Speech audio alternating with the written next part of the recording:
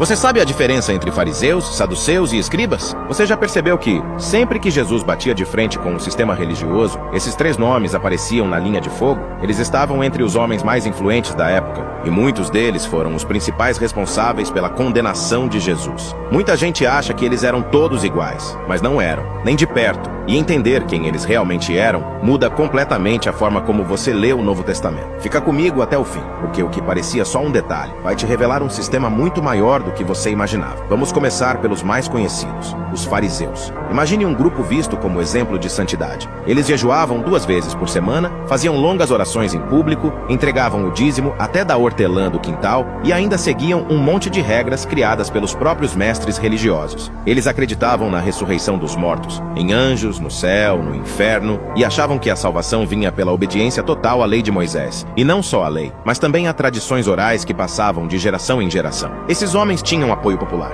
Eles estavam nas sinagogas, no dia a dia do povo, e por isso eram respeitados, admirados, até temidos. Mas por trás da aparência de piedade havia orgulho, vaidade espiritual, religião sem amor. Foi por isso que Jesus os confrontou de forma tão direta e disse: "Ai de vocês, mestres da lei e fariseus hipócritas! Vocês dão o dízimo, mas negligenciam os preceitos mais importantes da lei: a justiça, a misericórdia e a fidelidade." Mateus 23, versículo 23. Eles faziam tudo certo, por fora, mas por dentro estavam vazios. Mesmo assim, nem todos permaneceram cegos. Nicodemos era fariseu e procurou Jesus à noite. O apóstolo Paulo também era fariseu e se descreveu como fariseu dos fariseus até encontrar a graça de Deus. Mas agora vem um grupo ainda mais perigoso, mais discreto, mais influente e completamente diferente dos fariseus: os saduceus. Eles não tinham tanto apoio popular, mas tinham algo mais valioso naquele tempo: poder. Os saduceus eram ricos, controlavam o templo de Jerusalém, eram responsáveis pelos sacrifícios e comandavam o Sinédrio, o tribunal religioso mais alto dos judeus. Eles eram aliados de Roma e não acreditavam em nada sobrenatural. Para eles, só valia o que estava escrito na Torá, os 5 primeiros livros da Bíblia. Milagres? Não. Ressurreição? Não. Anjos, céu,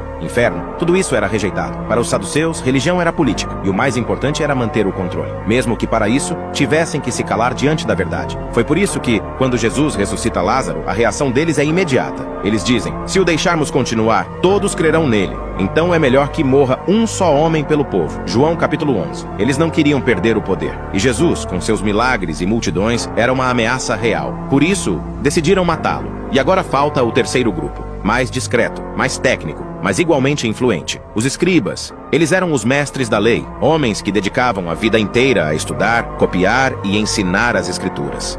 Muitos escribas pertenciam ao grupo dos fariseus, mas sua função principal era o conhecimento. Eles sabiam tudo, cada mandamento, cada detalhe da Torá, cada profecia. O problema é que muitos usavam esse conhecimento para se exaltar, para ganhar status, para se sentirem superiores aos outros. Jesus disse: "Cuidado com os escribas. Gostam dos melhores lugares nas sinagogas e das saudações nas praças." Marcos, capítulo 12. Eles tinham a mente cheia da lei, mas o coração longe de Deus. Nem todos foram assim. Esdras, por exemplo, foi um escriba justo, que usou sua sabedoria para preparar o povo após o exílio, mas muitos usaram o conhecimento como instrumento de vaidade, e não de transformação. Agora, você sabe o porquê eles eram contra Jesus, né? Porque Jesus não confrontava apenas ideias religiosas. Ele confrontava um sistema baseado em orgulho espiritual, vaidade teológica e sede de poder. E foi por isso que o odiaram. Foi por isso que conspiraram contra ele. E foi por isso que ele foi crucificado. Ele não morreu porque pecou, morreu porque expôs os que pecavam, fingindo santidade. Veio para os que eram seus, mas os seus não o receberam. Mas, se você chegou até aqui, você acabou de provar que é diferente, que valoriza a palavra de Deus. E para confirmar essa presença de Deus em sua vida, comente "Amém" nos comentários. Se esse conteúdo te ajudou a entender melhor a Bíblia, compartilhe com pelo menos uma pessoa. Você pode ser um instrumento de Deus na vida de alguém que ainda vive confuso. E se quiser mais explicações como essa, simples, profundas e verdadeiras, siga nosso perfil e ative as notificações, porque aqui a Bíblia é explicada de um jeito que todo mundo entende. Deus te abençoe.